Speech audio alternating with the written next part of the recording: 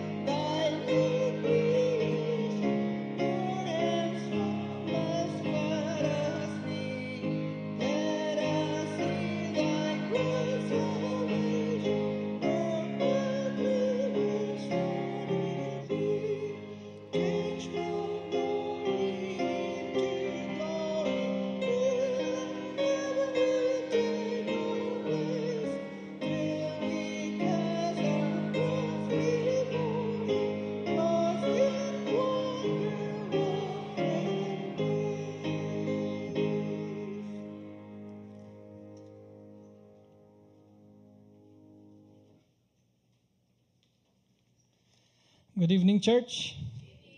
Happy to see you all again.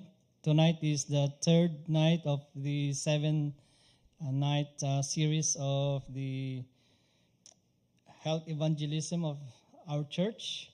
And I'm happy to see you, and also those who are joining us over Zoom.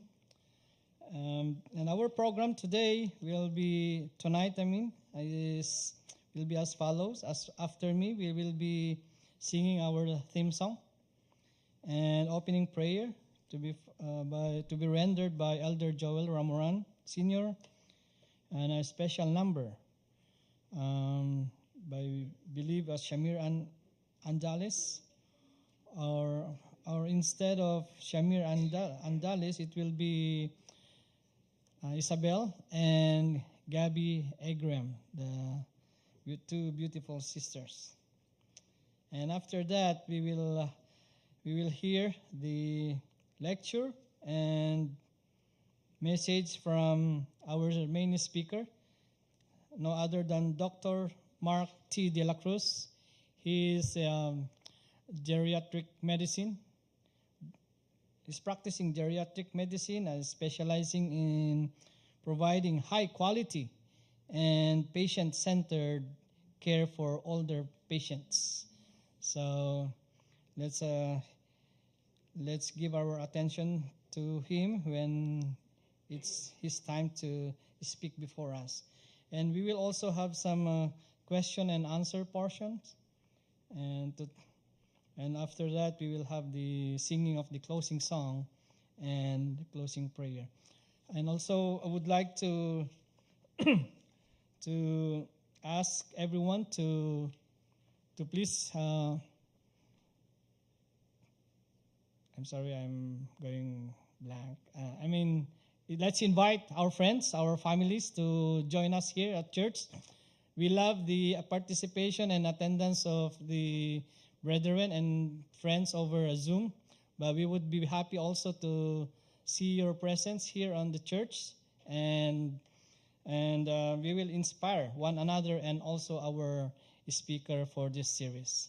So again, good evening and welcome everyone.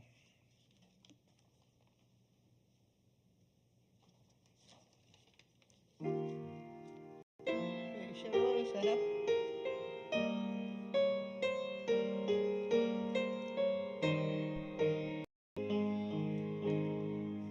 Gone is the guilt of my sin, world remaining within. Since I believe, pardon received, happy, so happy I've been. New life in Christ, abundant and free. What glory shine, what joys around, what wondrous blessings I see. My heart still is sing, the searching and strong. Forever God is upon me, therefore in Christ I have found new life. Bright the journey each day, though there's much to dismay. Heaven awaits, but glory gates, there at the end of the way. New life in Christ, abundant and free. What joys around, what wondrous blessings I see. My past is seen, the searching and strong. Forever God is upon me, therefore Christ I have found new life.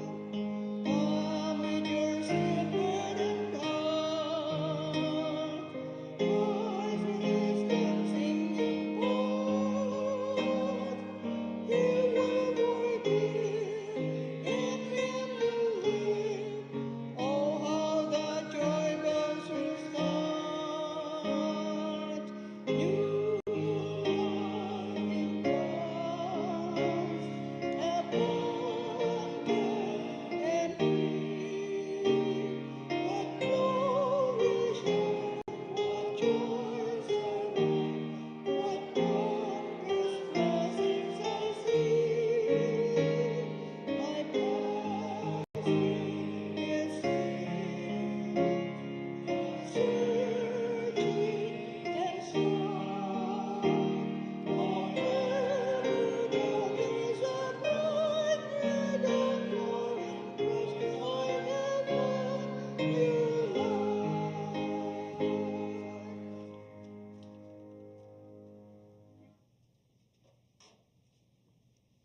Remain standing. Shall we bow our heads for the word of prayer? Dear God, precious Heavenly Father in heaven, Lord, we all come before you at this moment. We glorify you and honor you for giving us the privilege to come and listen to you this evening. We pray, dear Lord, that you forgive all the sins that we have committed against you. Now we request you to be with us tonight. As Dr. Mark deliver your message tonight, Lord, I pray that you bless us with wisdom so that we could understand you. Lord, we thank you so much for sustaining us. Thank you so much for giving us what we need. Your advice, Lord. We thank you so much for everything. In Jesus' name, amen.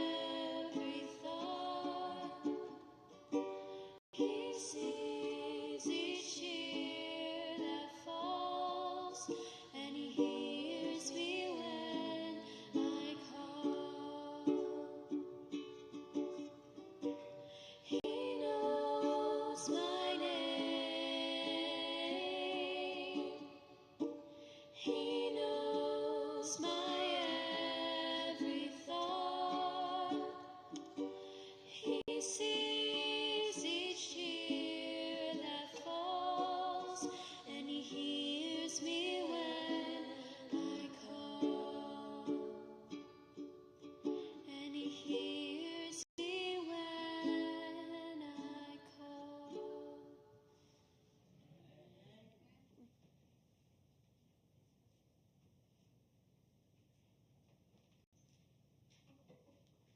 All right, so since Dr. Mark is not here yet, we will do some review.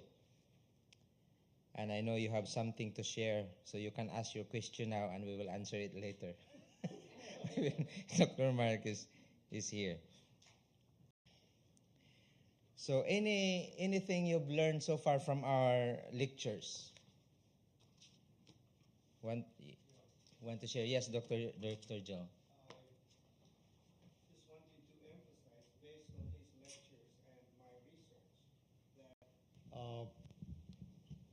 yes, doctor, that one of the best preventions of cancer is really a good body weight and lots of fruits and vegetables, because the excess calories, the thing is, obesity is caused by excess calories that are not burned up. And when it's not burned up, it adds to our weight. They say one slice of pizza you eat in the evening, you have to walk 2 miles to be able to burn that up after eating. If you don't, it will become a part of your weight. Here's Dr. now. Thank you so much. Yeah, thank you so much, Dr. Joe. So, This for you. okay, while Dr. Mark is preparing, you can share anything you have learned so far from our lectures. How many minutes we need to do exercise a week? 150. Yeah. So one. No, it's like 150 only. Yeah. Okay. So anything? Yes, Elder Ernest.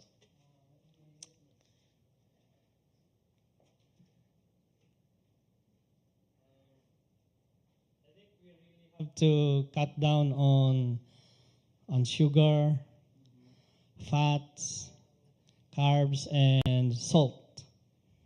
So that's aside from what Dr. Dela just have said. There's pinakbet, but not Don't put a lot too of many salt. Don't put a lot of salt. All right, Elder Leo. Yeah, okay. Thank you. Yep. Yeah, I guess also this refers to or pertains to cancer for that particular specific kind of disease. I guess first and foremost, I guess early detection on cancer will lead to early prevention. Mm-hmm. I guess this is all what matters. I guess there will be no more problem of what kind of treatment you have to undergo or procedure they give it to you. So if you are detected earlier, then you know you're prevented at the end. Yeah. So early prevention, early detection leads to early prevention. Yes. Okay. Thank you so much, Elder Leo, and we'll give the time to Dr. Mark. Dr. Mark. You got my email, right? Okay, good. Well, good evening. So we are now the third night.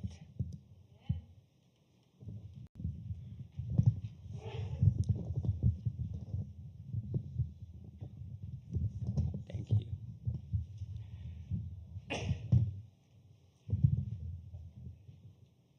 Okay. So our topic for today is about do's and don'ts. Okay. So probably you're kind of wondering, what are those do's and don'ts? Just like what I told you, diet alone will take care of at least more than 50% of all our chronic condition. Okay, and that's already a proven fact. Evidence is already there. So, oops. Okay, so let's start with a chronic kidney disease. Okay. So what they're saying right now, there are about at least 800,000 Americans living with chronic kidney failure. And then at least more than 500,000 Americans are on dialysis. And then at least close to 250,000 Americans are living with kidney transplant. Look at that, 250,000. Okay. So in 2020 alone, there were like 130,000 Americans who were newly diagnosed with kidney failure. And then 9 out of 10 people with kidney disease, actually they don't know that they have kidney disease. 9 out of 10. Imagine that, So 1 in 3 adults with diabetes have kidney disease, and 1 in 5 adults with high blood pressure have kidney disease. Okay? So that's why it's really important to control your blood sugar and your blood pressure, because this is one of the most common complications, And if you can see here, hold on. So only for kidney disease alone, we're spending at least 87 billion. Again, we're talking about billion, okay? And then those who are on dialysis, look at that. 37 billion, okay? So if you sum up those, it will sum up like what? 110? See? That's a lot of money, right? So if you combine diabetes, chronic kidney disease, and hypertension, we're talking about 1 trillion. 1 trillion a year. See that? So anyway, so can you see the slide? Okay, so this one here, let me explain that to you. Usually, your average kidney function depends on your age, okay? So for instance, you are, let's say if you went to the doctor, right? And one of the tests that they usually order is complete metabolic panel. And one of the parameters there is GFR. Probably you guys are familiar with that, right? Okay, the GFR means that is how much, your kidney usually filter,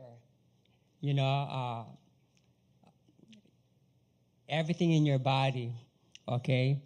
So that includes toxin, fluids, and everything. So as we get older, that GFR becomes, it diminishes over time. So once you reach 50-year-old, rule of thumbs, you lose at least 1% every year, okay? So let's say if you are 20-year-old, your GFR is 116, which is good, because usually you want to keep your GFR below, actually above 60, okay? So if you're 30-year-old, it goes down to 107. When you're 40-year-old, it goes down to 99. 50-year-old, 93. 60-year-old, 85. And, 70-year-old, 75. So it kind of diminishes over time. However, that is what we call physiologic decline, okay, of your GFR, because as we get older, of course, everything slows down, right? However, you really want to keep your GFR above 60, okay? Anything below 60, so that means to say that, there's something wrong with your kidney, okay? It also based on stages, stage 1 to 5, okay? So usually when you're stage 3, that is the time that you need to be more cautious. Because, once you reach stage 3, eventually, if you don't take care of your kidney, over time, it's going to end up, stage 4 and then stage 5. Stage 5 is where they do usually the kidney transplant or the dialysis, okay? So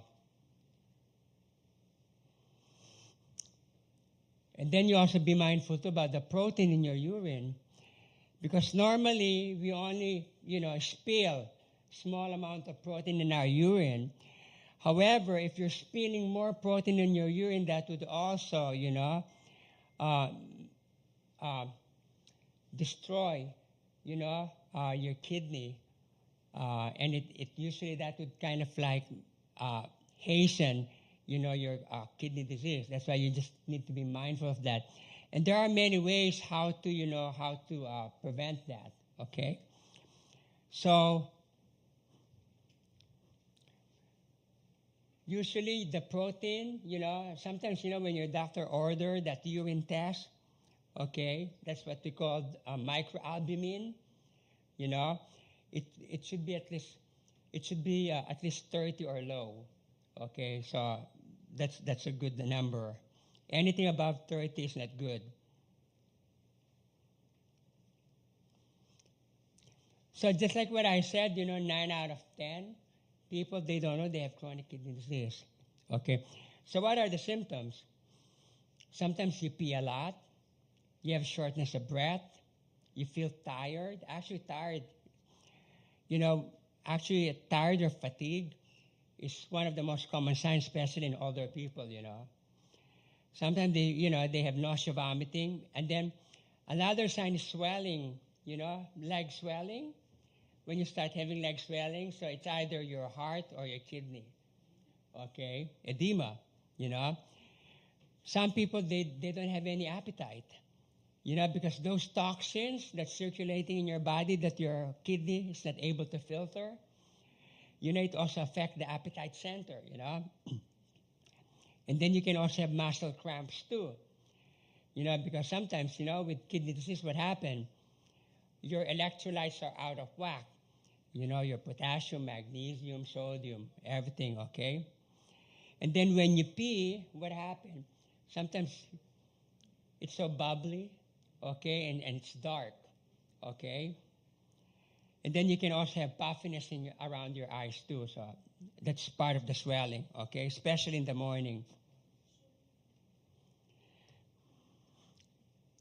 So how do you take care of your kidney? So what they found that eating less animal protein, okay, and avoiding processed meat, because a lot of the processed meat, they have what? Salt. They are loaded with salt. What? And preservatives. Yeah. So the American Heart Association, what is their recommendation for salt? Actually, it's lower. Actually, I put here less than 2,300. But what they usually recommend is less than 1,500, which is half a teaspoon per day. So, are you still going to eat your pinakbet? Regardless, right? What they found out too, eating more fiber, is good because it lowers your cholesterol. It also regulates your blood sugar. Okay, because remember, what's the number one cause of chronic kidney disease? Diabetes. Okay? And make sure you also maintain your blood pressure too. Because if you have a high blood pressure, it also usually affects your kidneys. Okay? Exercise is really good because what they found that, people who exercise are also at lower risk of developing chronic kidney disease. Okay? And then don't get dehydrated, especially in the desert. Okay? Because if you get dehydrated, what happens? It put a lot of stress on your kidney. Quit smoking. And then make sure, try to minimize the use of non-steroidal anti-inflammatory. Because those are very toxic to the kidney if you take them every day. Okay? We're talking about Aleve, Advil, Naproxen, all those kind of things. Okay? You can probably take them, as needed. Okay? But try to limit them. If you already have a chronic kidney disease, it's not even advisable for you to take those because that would make it worse, your kidney disease, okay? So, is there really a difference between animal and plant-based protein, in terms of slowing kidney disease? Yeah, there is. They did some studies on that one, And what they found out is people who usually eat more plant-based protein and less of the animal protein, usually, especially if they have chronic kidney disease, the progression of their kidney disease is a little bit more slower, okay, or delayed compared to, if you're eating more, animal-based protein, okay. And, just like what Dr. Joel said, when he asked me about a lot of the essential proteins, we don't usually get it from plants, but actually that's not partly true, because just like what I said, if you eat several varieties of different kind of plants, they have different kinds they contain some of the essential amino acid, and that complement, with what it's lacking. That's why, when it comes to plant-based diet or plant-based protein, make sure that you eat several varieties of those to meet, the daily requirement and all the essential protein. So I already talked to you about this, In fact, even the National Kidney Foundation recommend, plant-based diet, because what they said is more beneficial, especially if you have chronic kidney disease, And this is just, the requirement for those who have kidney disease, based on, their renal function. This is the protein requirement, okay? And then salt. See, look at that. 9 out of 10 Americans consume too much sodium. It's double of what is required by the American Heart Association. So they usually consume, at least 3,400 milligrams compared to the 1,500 that they recommend, okay? So that's why, just be mindful of what you eat, okay? Serving size. Here, if you can see the serving size there, it has 860 milligram of sodium per serving. That's a lot. And then the one in the middle, it has 660 milligram. That's a lot too.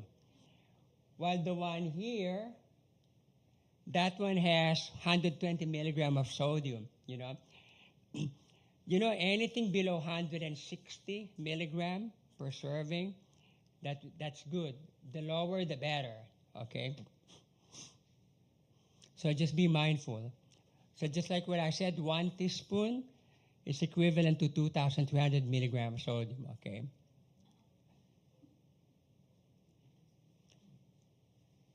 And then, this is just how they quantitate, salt per serving.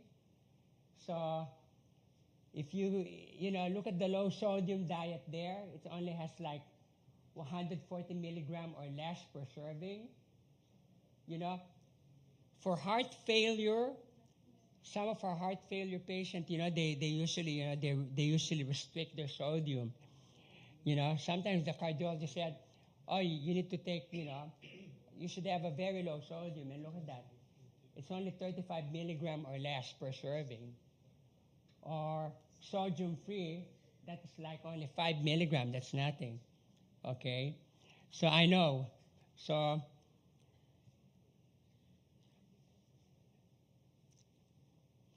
and then this is another study that they did. They did this in Korea.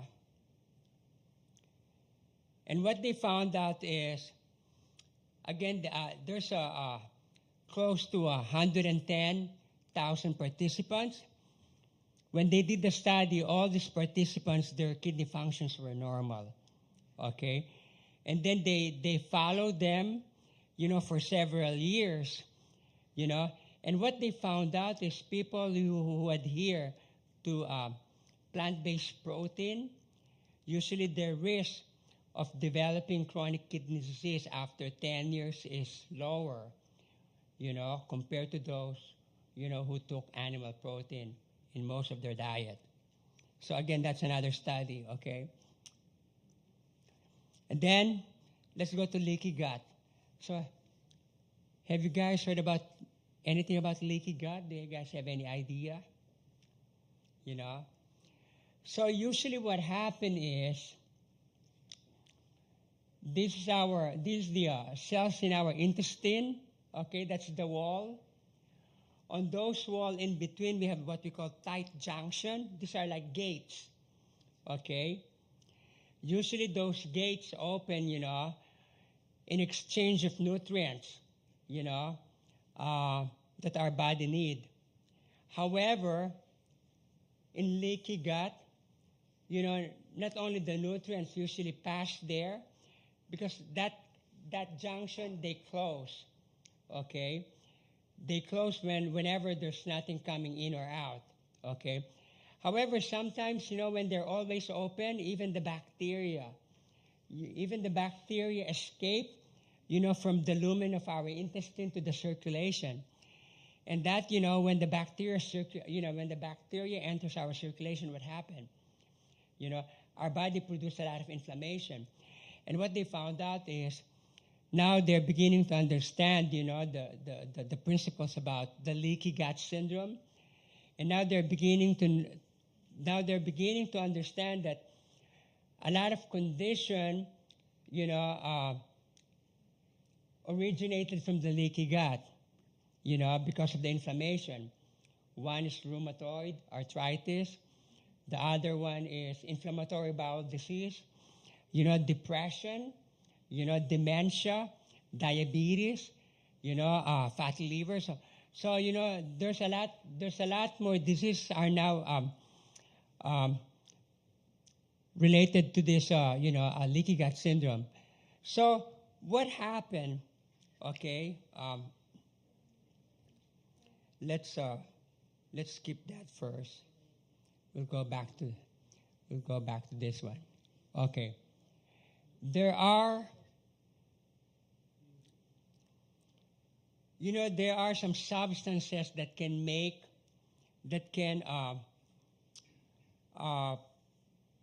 can preserve that integrity, in our gut, okay, to prevent this leaky gut.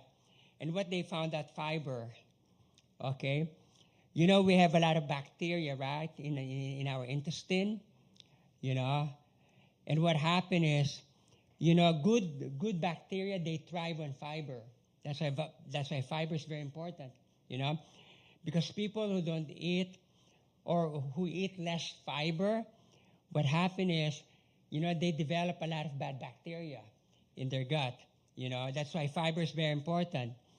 And then there are some substances in plant-based, diet, what we call phytochemicals, that also make this bacteria, thrive, and keep them healthy, okay, and diverse, okay.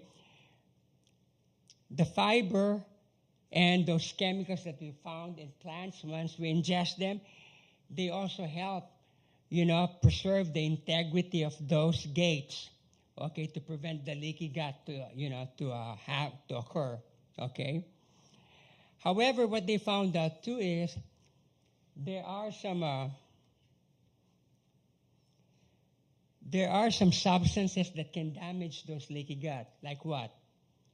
Too much sugar, fructose, okay, in our diet. Alcohol, that's another one. Emulsifier, preservatives, and bile acid, okay? What happened? With the bile acid, it means to say that, when you eat a lot of fatty food, usually, your liver, your gallbladder, secrete a lot of those bile acid, to neutralize the fat, But you also don't want a lot of this bile acid, to in your intestine, for the wall to get exposed to bile acid, because that would also destroy the integrity of those gates or the junction. That's why, you also have leaky gut syndrome, okay? Let's go back.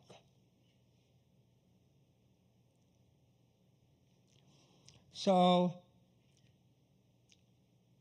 probably heard about probiotic, right? How about the prebiotic? No? Yes? Okay. What's the difference? The probiotic, these are living microorganisms, often are bacterial, that live in our bodies, okay? They are similar to the bacteria that naturally occur in the human body, particularly in the intestine, and even more, particularly in the intestine of a healthy breastfed baby. These microorganisms have shown to provide health benefit, okay, when ingested. That's why yogurt is good, okay? The prebiotic, on the other hand, these are the food that keeps or maintain those good bacteria in our stomach. And what are those food? When you eat a lot of fiber, and when you eat a lot of plant-based diet that has a lot of phytochemicals, it makes those bacteria much more healthy and diverse, okay? So that's the meaning of the... So these are just some of the phytochemicals, that we see in plants. Okay, we have different phytochemicals, like those phytochemicals that you see in apples and berries, onions, citrus, pomegranate, in nuts, in green leafy vegetable, in grapes. So, almost all the plant-based, have phytochemicals. So we talked about that. So they did a study about probiotic, and what they found out is the probiotic can, reduce the incidence, of leaky gut syndrome. Okay, so that's part of the study that they did. And then here's another study about probiotic and the potential benefit in several GI conditions. So what they found out in adults and children on antibiotic treatment, usually what I usually do when I give my patient antibiotic, because the antibiotic sometimes, most of the time, it messed up all the healthy bacteria, in our gut. So what I usually do is I usually supplement them with probiotic, to prevent that, So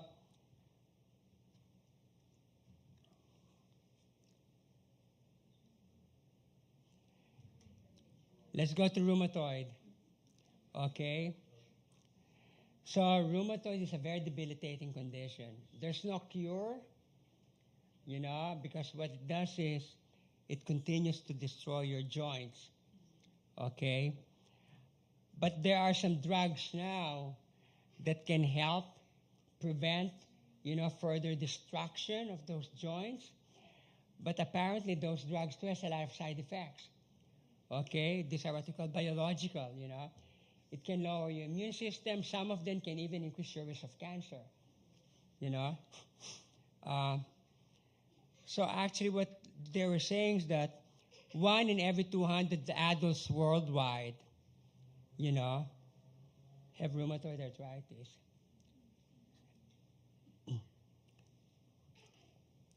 So there was a study that they did in UCSD, University of California, San Diego, about, a particular diet. And I'm going to share that to you guys, It's called the ITIS diet. The ITIS diet is mostly composed of anti-inflammatory diet. Yeah, ITIS. It's mostly anti-inflammatory. What are these anti-inflammatory diet? Omega-3, okay? And what they found out is, remember I told you not all omegas are equal, right? It should always be the omega-3 and less of the omega-6, okay? In a lot of those over-the-counter omegas that you can buy, on the store, some of them has more omega-6, and those are pro-inflammatory. Those usually stimulate your body to produce more inflammation, and you don't want that. You want something anti-inflammatory, especially, if you're dealing with this kind of condition, So omega-3. And then what they also found out too is the probiotic, because remember, now they're beginning to understand that the leaky gut syndrome is also one of the main causes why people usually are risk for rheumatoid. That's why the probiotic, can prevent, leaky gut syndrome. Dietary fibers, remember the fibers are a good source of food for the good bacteria so that they can thrive and they can become more diverse. Okay. And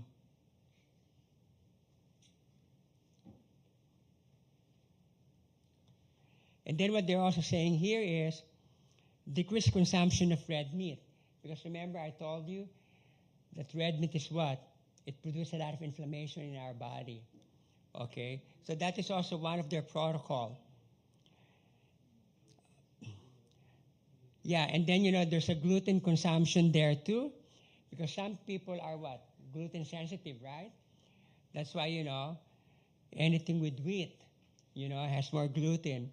And then sugar, what they found out too, a lot of the sugar, can cause a lot of inflammation. That's why just be mindful of that. The good sugars from what? From fruits. Okay? Natural, exactly. And then they also talked about the phytochemicals again. Because the phytochemicals, they are not only antioxidant, but, they are also anti-inflammatory too. Okay? What they found out on this particular study is people who eat fiber, has less inflammation in their body. So what they did is, this is a study based on 4,000 patients, with a higher total fiber and cereal fiber intake. So what they found out is, those subjects who eat more fiber, especially cereal fibers, they have less inflammation. So what they did, they did blood tests on all these people. And what they found out, the higher of your intake of fiber, the lower those inflammations in your, and those blood tests.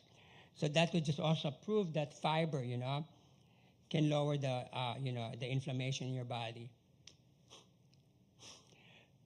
Let's go to non-alcoholic fatty liver. Have you heard this? When your liver has a lot of fat, this is the number one cause now of, chronic liver disease, And we're talking about millions of people have this, Sometimes, you don't even know you already have this, okay? So, why do people get fatty liver? One is if they are overweight or obese, okay? Second, what? Their diet, high in carbohydrates, okay, and high in red meat, okay? So that's another one. Just like what Dr. Dela said, if you eat more of those and then, you're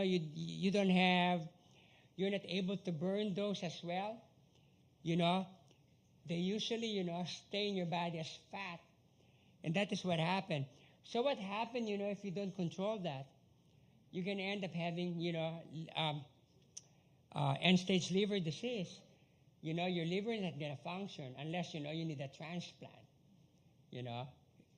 So that's why, just be mindful. However, what they found out, again, is diet, very important, okay? What they say here, diet, 500 calories per day. If you want to lose weight, sometimes that's hard, right? Only 500 calories. However, actually, there's what we call intermittent fasting too. Have you heard about that? So with the intermittent fasting, every other day, there's a lot of ways how to do this. You can do like 800 calories, every day for at least 5 days and then rest, for 2 days. Or you can do 800 calories every other day, and then on the alternate days, you can do 1,500, okay? However, when you do intermittent fasting, you also need to exercise too, okay? It's not just about fasting, okay? So And it also depends on what calories you eat. Okay? Remember those the charts that I showed you about the glycemic chart? Okay? What they recommend most is the low glycemic. Okay? Why is that? Why do we usually prefer low glycemic, carbs? What happened to your body if you eat those high glycemic? You stimulate your insulin more. And then what happened if you have too much insulin in your body? Sometimes a lot of those sugar, they convert it into fats. That's also, too much insulin is also not good too. Look at the diabetic patients. What happened when they take insulin later on? They become fat. They become obese. Because that's one of the side effects of insulin, especially if you take it. And then they also mentioned about Mediterranean diet too, So now they're already advocating this because most of the Mediterranean is what? Plant-based and has a lot of omega-3. It has anti-inflammatory. So,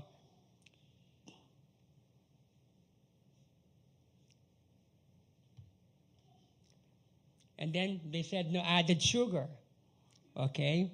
Especially fructose. When you say no added sugar, we're only talking about at least less than 10% of your total caloric intake, okay? So, and then, but just be mindful about those artificial sugar.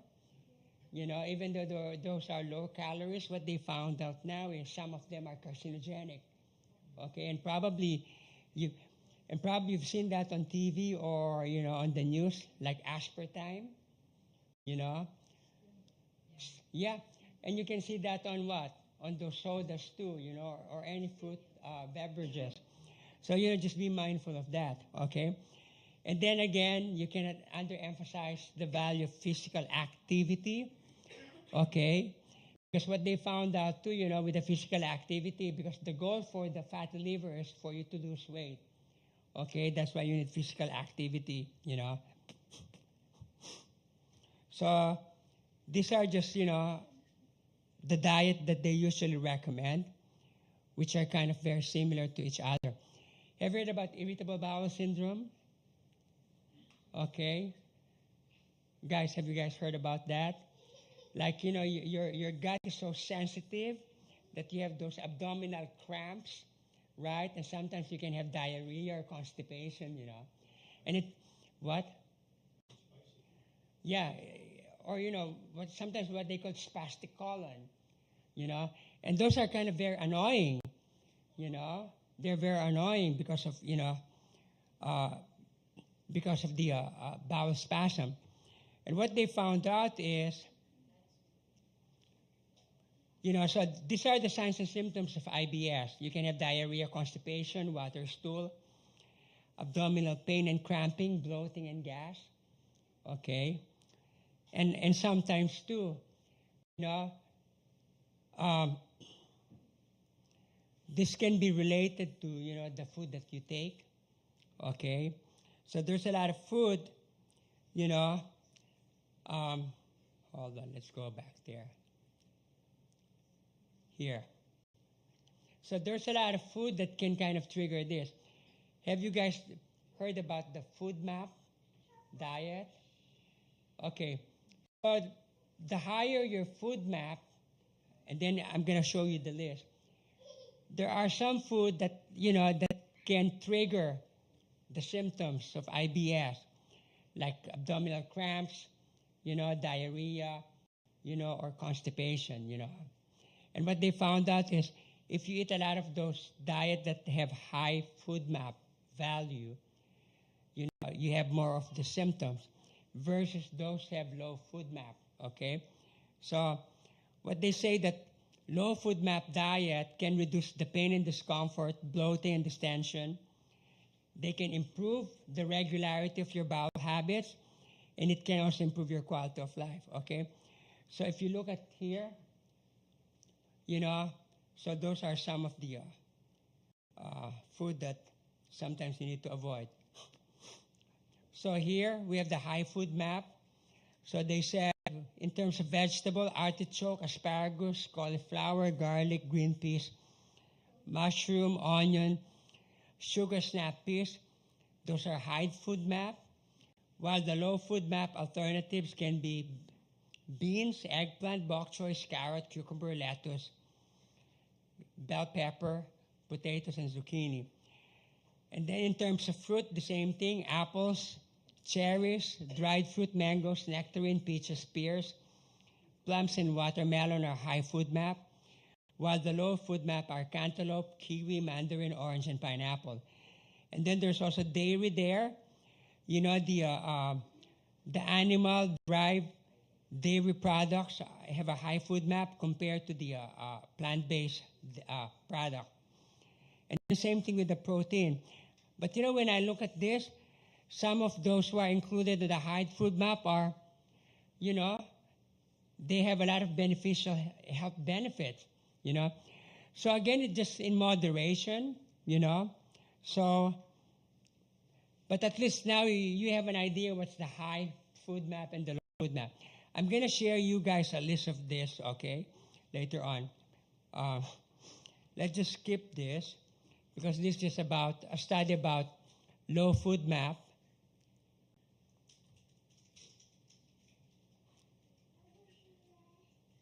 Okay, what other ways how to prevent irritable bowel? Okay, large meal, okay, high-fat meal, alcohol, caffeine, sugary drinks. Sometimes insoluble fibers can irritate your gut, and processed food. What they say, eating smaller, more frequent meal may make the IBS symptoms better. And then stress, because oftentimes too, the irritable bowel can be secondary to anxiety, you know. Regular exercise may help the IBS symptoms, okay? And then let's go to inflammatory bowel disease. Probably you heard about ulcerative colitis and Crohn's, right? You know, wherein you have inflammation in your gut, you know, in different parts of your gut, you know, which has a lot of consequences. It can increase your risk of cancer. You know, it can cause weight loss because your gut is not going to be able to absorb all the nutrients, okay? So, and then it can also cause chronic liver disease. What they found out, plant-based diet, you know, can lower, you know, the risk. At the same time, if you already have the disease, it can lower the relapse rate, and it can put you in a high remission, okay? So that's just another study about plant-based diet. And these are what they recommend, okay? Omega-3, again, and then fruits and vegetables, okay? So what they also don't recommend is carrageenan, artificial sweeteners, anything of those preservatives, saturated fat, and then red meat, sometimes dairy, fat, you know, because that can, you know, irritate or make it worse. How about acid reflux? How many of you already have acid reflux or experience acid reflux? Yeah, see? So this is one of the most common symptoms that we usually encounter at the clinic, you know, acid reflux, you know. So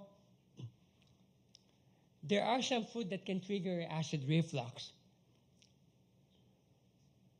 Coffee, anything with caffeine, you know. Citrus fruits sometimes can do that. Tomatoes and onions, carbonated beverages. They even mentioned chocolate here, probably because it has caffeine. Peppermint, garlic and onion, spicy food and fried food, especially fried food because of the fatty food. Okay. Actually, what happened is, let's go back. I'm going to show you. So this is your stomach here. So this is your stomach, right? And this is your esophagus. There is a gate here That's what we call the esophageal junction, you know. And that usually closes when you eat, when the food lodges into your stomach. That part there needs to close. Otherwise, if that isn't going to close, the food will go up again. And you don't want that. That's why that closed. However, there are some, those food that I told you, that I mentioned, it relaxes that gate. That's why you have the acid reflux action. Okay, so that is kind of how it works. So, how do you prevent that? Avoid lying down at least 3 hours after eating, because you know you need to have that food digested, right? Okay. I know. Yeah. And then cut back or avoid drinking acidic or carbonated beverages, okay? Because remember, it relaxes that sphincter. Alcohol and caffeine. What they found out too, lying on your left side. Here, I'm going to show you. Oh, wait a minute. See that? See that? It's all about anatomy here. Okay? If you lie on your right side, look at what all the food in your stomach, it can go back. But if you lie on your left side, look at the food there. It just stays there in your stomach. Okay? So that's one way. And actually, that was based on evidence-based. You know? Or what you can do too is prop up, you know, like one pillow, okay? And then eat smaller and more frequent meals, okay, instead of a huge, large meal, okay? Avoid spicy and fatty food because that can relax the sphincter again. It can irritate your stomach as well. You know, wear loose fitting because, you know, if it's really tight, you know, it can increase the pressure, your abdominal pressure, and that can contribute to that, okay? And then quit smoking, and then weight loss. You know, a lot of our obese patients, they usually, you know, experience, you know, a lot of this acid reflux. So because of the pressure. Overactive bladder, incontinence. You heard this, right? Like, you have that sensation, I want to go. You know, and that's kind of very, yeah.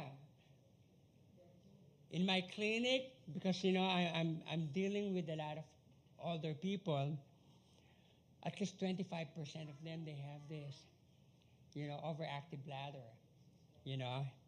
So, what is overactive bladder? If we have that sense of urgency that you want to go, even though your bladder is not full, okay, and you frequently, you know, visit the bathroom, you know, or the restroom several times a day because of that sensation, and even at night too, you know, you usually go to the restroom at night several times, and that usually disrupts your sleep, which is not good, you know. There are different kinds of incontinence. So, you know, if you have trouble holding your urine, okay, or having frequent urge to empty your bladder, even if your bladder is not full, okay, that's what we call the urge. Sometimes, too, just even, you know, looking at a running faucet, that can trigger urge incontinence, you know. No, that's true, you know. What about when you start coughing and then you start to leak? That is stress incontinence, you know, and you see that a lot on postmenopausal women or those who gave birth to many babies, you know, because it kind of weakened the pelvic floor, okay? Even lifting, coughing, or even laughing, you know, it can make you leak. And then for guys who have enlarged prostate, we have an overflow incontinence, which means that remember what happened when you have enlarged prostate. What happened? You retain a lot of the urine, right? Because you're not able to, eliminate that urine because that enlarged prostate is blocking, that passageway, the urethra. So, but sometimes what happens is when you have that condition, and your bladder is full, you start leaking. That's what we call overflow incontinence. And sometimes you don't even know that you already have incontinence. And we see this on diabetes, those who have dementia, those who have stroke, that doesn't have much sensation down there. Okay?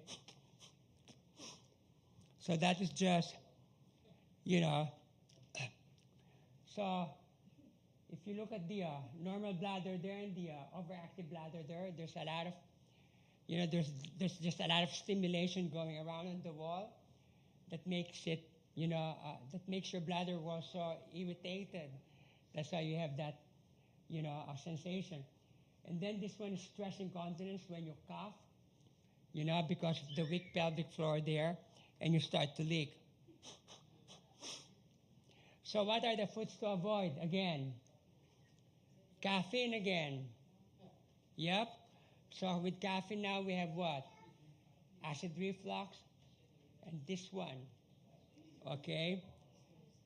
Alcohol, anything that has a lot of sugar, because the sugar can also irritate the bladder wall.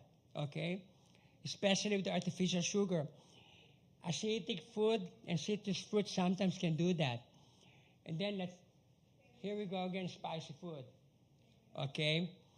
So if you can avoid that, oftentimes, you're going to be able to, reduce your symptoms. And then sometimes we do time voiding, which means that, even though you don't feel like going to the bathroom, we, especially, when I deal with my patient like that, I usually ask them to go to the bathroom every 2 hours during the daytime, for a week or two, and then after that, every 3 hours, okay? That is what we call how you condition your bladder and your brain, because remember the brain and the bladder, the brain controls part of your bladder too, okay? So that is how you control that mechanism, to reduce the symptoms. And then for stress incontinence, Kegel exercise. Women, they know this. It's a part of exercise that you can strengthen, your pelvic floor. And then limit fluid intake after dinner, okay, or after 6 p.m. so that you don't pee a lot, okay? So we're almost done here. Gout. Who has gout here? Filipinos, Mexican, yeah, because of what? Because of the diet, okay? So, what kind of diet? High purine diet, again, alcohol, some fish, okay, include anchovies, sardines, herring, mussel, codfish, scallop, trout, and haddock are high in purine. And meat, okay, any type of meat. And then, shellfish, like crabs, lobster, oyster, and shrimp. That's why I tell my patient, look at Dr. Dela. But, I tell my patient to avoid this. If, usually if you have chronic kidney disease, you're also high risk for developing gout too, okay? A lot of people, some people too with high blood pressure, they're also at high risk for developing gout, okay? And then last is kidney stone. Let's see here. So kidney stones, there are several kidney stones. We have calcium oxalate, cystine stones, uric acid stone, if you have elevated uric acid too, you can form stones. And these are very painful, when you develop that stone. Some of my patients was telling me it's even more painful than giving birth. That is how painful the stone is, okay? So there are some foods that are high in oxalate, and I was surprised spinach is one. Look at that, half cup of spinach it has 755 milligram of oxalate. Some soy products too. Almonds, potatoes, beets, navy beans, raspberries. However, what they say is sometimes it's hard to avoid some of this food because they have beneficial values, right? So everything is moderation. So what they're saying, you need to balance high oxalate food, with other fruits and vegetables to ensure good health. The key for not developing kidney stone is you need to hydrate. Okay, hydrate. Because remember those those byproducts, if you don't hydrate, they stay longer, in your circulation, and they form stone, once they reach the kidney. Okay, that's what they recommend. And then calcium, make sure, you have adequate calcium because it helps binds the oxalate to prevent stone formation. And then look at that, limit salt. Because too much salt too, that would also lead to, increase your risk of developing stone. And then get the recommended amount of vitamin C, although not too much, because increased vitamin C can also produce oxalate stone too, okay? Yep, too much of that,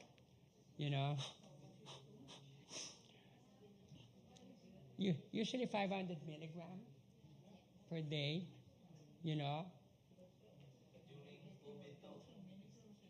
Yeah.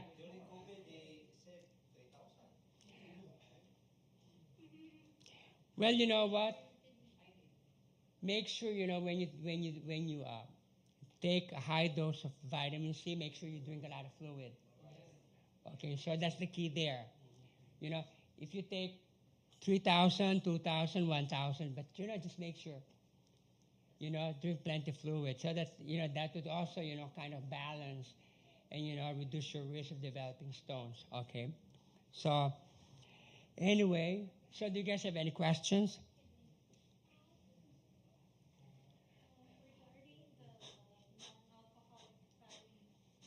Liver.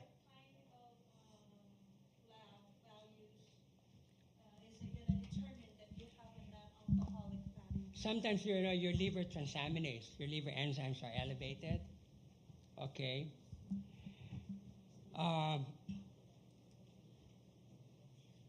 That's one. And when we see that, especially people who have high cholesterol or they're obese, we always have a high degree of suspicion that probably, this patient has, a fatty liver disease until proven otherwise. There's a score that they call FIB4. If you Google that, it's called FIB4. And they usually, that's one of the parameters that they look into, in order to determine whether, what other, diagnostic tests that you need to, order in order to determine whether, whether you really have fatty liver disease or not. But, usually if I have a high degree of suspicion, especially if their liver enzymes are elevated, okay, and they have some other risk factors, I order an ultrasound. Okay. Is there any supplement other than losing weight and diet change that can strengthen the liver? Actually, we're going to talk about that tomorrow. Okay. There is a supplement, it's called milk thistle. It might help. Sometimes they also recommend high dose vitamin E. E as in egg. But the only problem with that is it also has they did some studies on vitamin E, but they found out, if you consume too much vitamin E, based on that particular study, it can increase your mortality, But again, that's only one of the few, That's why, but usually the real goal there is caloric reduction. You need to reduce your calories, and you need to eat good calories, okay, low glycemic calories. And then exercise, plant-based diet, Mediterranean, So those are the things that they usually, recommend.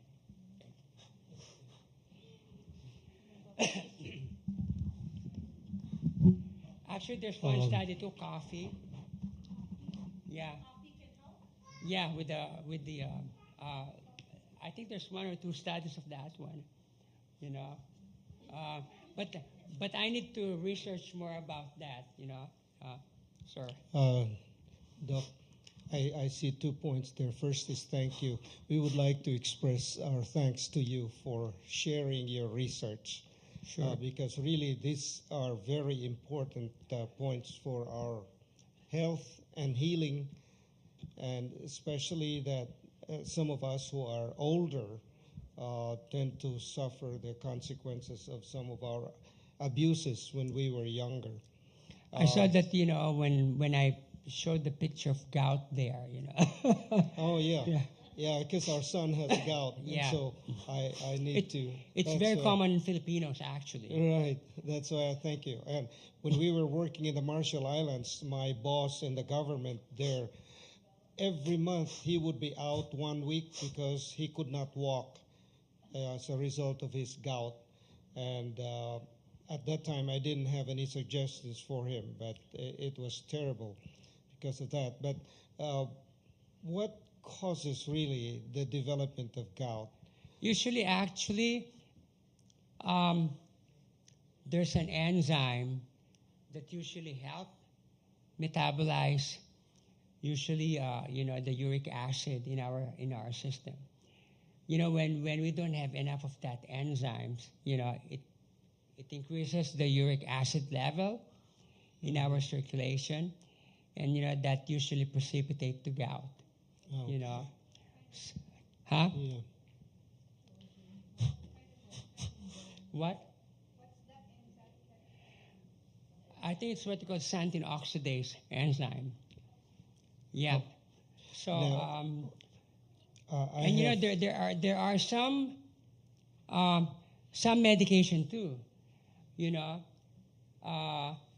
can increase your risk of uric acid, like hydrochlorothiazide. yeah. Although that doesn't mean that you cannot take hydrochlorothiazide, especially if your uric acid level is well controlled. But the hydrochlorothiazide can kind of precipitate elevation of uric acid. Right. So that's another one. And there's other more medication that can do that. A lot of chemotherapeutic drugs, because what happened when people undergo chemotherapy, they destroy what? No, not actually, yeah, they can affect your immune system, but they destroy cancer cells and even normal cells too. And some of the byproduct too of that can lead to elevation of uric acid. Okay. I have a question, and this is about cancer, because last night you spoke about cancer. But Beck and I had to leave because I had a speaking appointment by Zoom, so I had to leave early last night. But I missed the opportunity to ask these questions about cancer. Sure. I've read several articles about cheese consumed by a lot of women have caused breast cancer. And then the other one is stress. We've had a few friends who, when they were under stress, suddenly developed cancer. And it could be cancer of the ovary, and these are mostly ladies. For example, when we were in Arizona, the wife of the doctor that we knew, a Filipino doctor, the doctor divorced her, and after that, 6 months after the divorce, because of too much stress, she had cancer, and she died shortly after that. And that's not the only one, had several cases. So summarizing my question, cheese for breast cancer for women and stress causing cancer. How do you see it? Remember that slide that I showed you about a study regarding postmenopausal women? It's a huge study. Actually, I call it like a landmark study. So they studied all these women. At the baseline, they don't have any cancer. And then remember, they divided them into two groups, high-fat and low-fat diet. You know what they found out after 19 years? What they found out, those who had actually certain amount of those women developed cancer, okay? However, what they found out among those who developed cancer, those who continue to adhere to low-fat diet, you know, their risk of dying from breast cancer or all-cause mortality is lower, you know, compare, you know, to the women who consume high-fat diet, you know. So same thing, she has a lot of fat, you know. We know for the fact that excessive fat does not only cause breast cancer, colon cancer, you know, and prostate cancer too. In fact, Loma Linda, they did a study on dairy, you know, and the incidence of prostate cancer, you know, and what they found out, you know, men who eat more dairy products, you know, their incidence of prostate cancer is higher. But again, a lot of these studies are observational studies, and, you know, they have some limitations. But however, if you compare all this meta-analysis or all these studies that they clustered, actually you're going to be surprised, you know, about the results. They're all consistent, you know, regarding, you know, the benefit. Let's say, you know, if we're talking about low-fat diet or plant-based diet, you know, if you summarize all those studies together, they will give you the same results. You know, lower risk of cancer, lower risk of death from all-cause mortality, lower risk of cardiovascular disease, and so on and so forth. So that's the same thing. And then, so it's the fact, okay? And then second is the stress. What happens when you're stressed? Your immune system goes down, okay? Remember, what does the immune system do? You know, in one of my slides, it takes care of cancer, it takes care of the toxins, it takes care of the inflammation, okay? And then it also takes care of the free radicals, okay? If you're stressed, you know what happened? It weakens your immune system. It's not going to be able to take care of all the cancer cells. All of us here have cancer cells, actually. But the only reason why we don't develop the cancer right now because of our immune system. It's keeping it in control. Okay, so that's the main reason why, you know, when you're in a lot of stress, you know. And then, you know, when you're in stress too, you produce a lot of these counter-regulatory hormones, you know, like cortisol, you know, glucagon, you know, everything. And what happened, you know, with all this, you know, with all these hormones, you know, they have, you know, their own ways on how to, you know, to, like for instance, glucagon. What happened, you know, when you produce a lot of this glucagon, you know, it makes your liver produce more sugar for energy, you know. If you're stressed out, so what happened? That's why people have stressed out, they're also high risk for diabetes because your blood sugar is always going to be high, right? And, you know, cancer cells, what? They like sugar. They thrive on sugar. That's how they grow. So that's one of the, you know, one of the explanation there, okay? Going back to gout, what's the difference between gout and arthritis? Do they have many things in common? There's different kind of arthritis. One is rheumatoid, you know, wherein the rheumatoid usually destroy your cartilages, okay, because of the inflammation, okay. The gout is, you know, those gout crystals, they accumulate, the uric acid, they accumulate in your joints. And then, you know, it also attracts a lot of inflammation too. That's why you have redness, swelling, you know, and pain. Osteoarthritis is what? Wear and tear, you know, bone, okay? So those are, you know, the main difference. So, okay, but Is it true then that, because I was watching over YouTube regarding a health lecture also by a doctor, and these also, with this kind of disease, they don't recommend or suggest a diet on high purine content. Is that true? Doc? Yeah. And then That's why I showed that to you guys. You know? yes, and then he recommended like a juicer or a juice, a mixture of celery and pineapple. Yeah, plant-based. Yeah, is that? Yeah. good? And I guess. Even any plant-based, as long as it's all about cutting back on high purine diet like red meat, shellfish, all those things, Doc, you were talking about plant-based diet and versus meat-based diet, and you identified beef and, of course, for non-Adventist, pork and all those other things. But is goat meat considered red meat, or is it different kind of color meat? Because I know we Filipinos like kambing a lot. In the Philippines today, a lot of restaurants called kambingan. And so the papayat and the other things, are always a favorite of Filipinos. And so is that considered under I think abominable meat? The goat meat, I still consider that as a red meat. The only white meat probably is the breast of fowl, like chicken or turkey. Even the wings and the thigh of chickens or turkey, that's called red meat. Mm-hmm. That's red meat. Yeah, when we identify a lot of this harmful food to us, it's like we have nothing left to eat.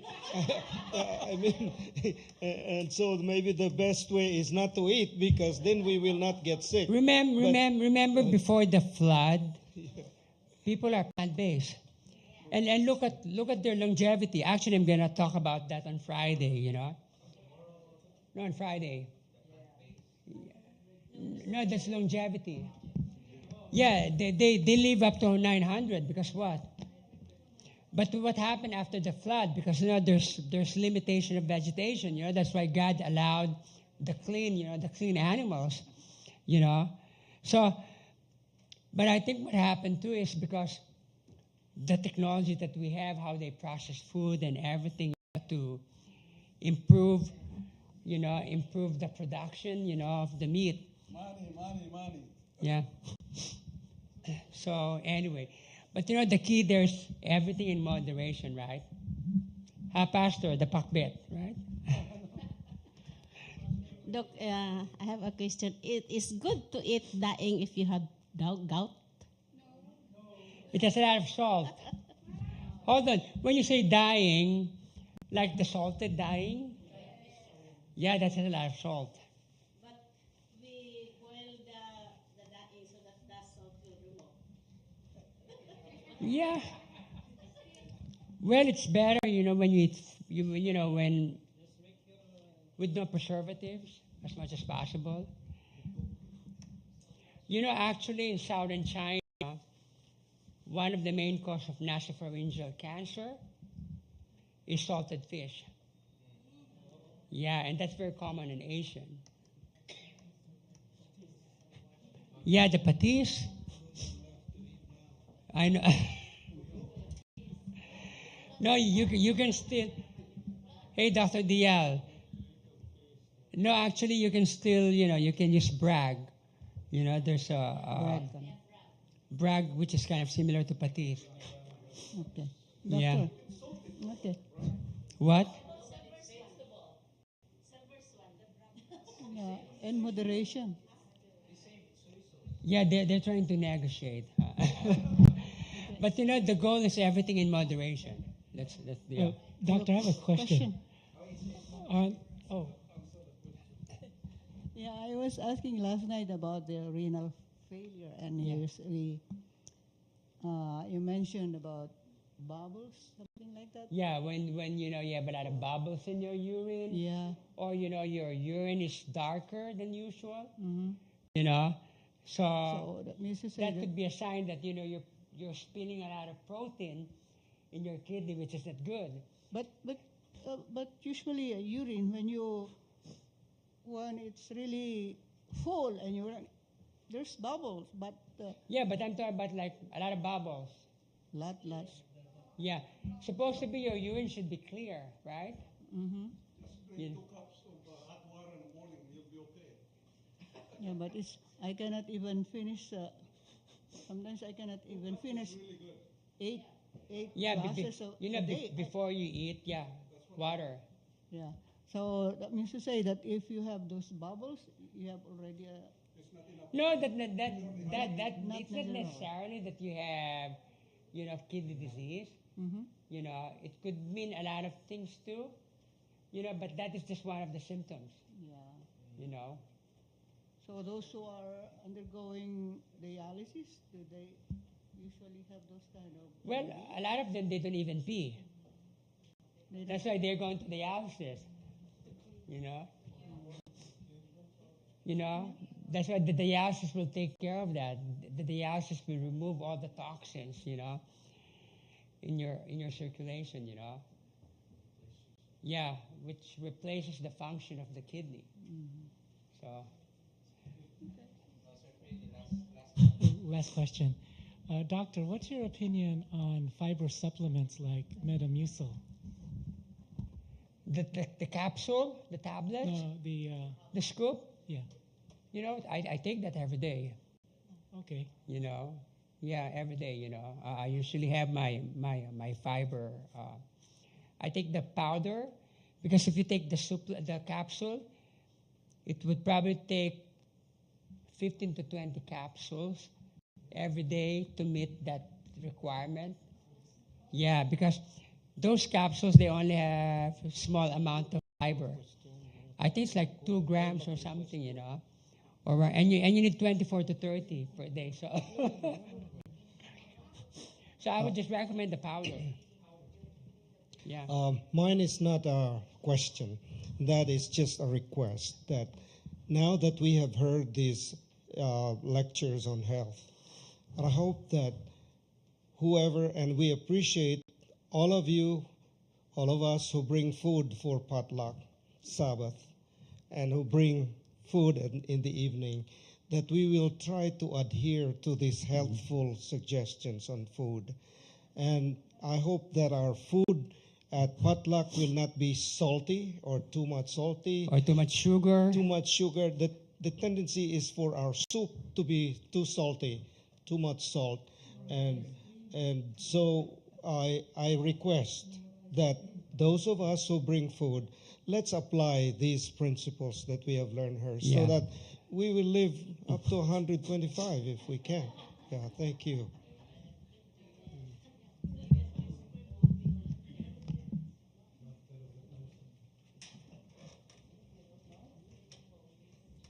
It's enjoyable to listen to health lectures, so better invite more people to come and listen.